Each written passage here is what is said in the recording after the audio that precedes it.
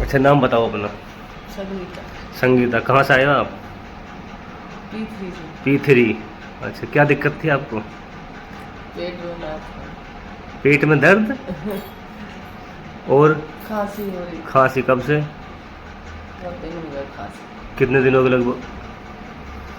3-4 महीने हो गए। 3-4 महीना हो गए। अच्छा, आप जो आए हमारे पास दूसरी बार आए आप आज, और ये है हमने पहली बार ही करी है नवल बैलेंस थेरेपी, इसे बोलते हैं नवल बैलेंस थेरेपी। उस दिन आए थे और आज आए, तो यानी कि 3-4 दिन पहले आए थे ना आप?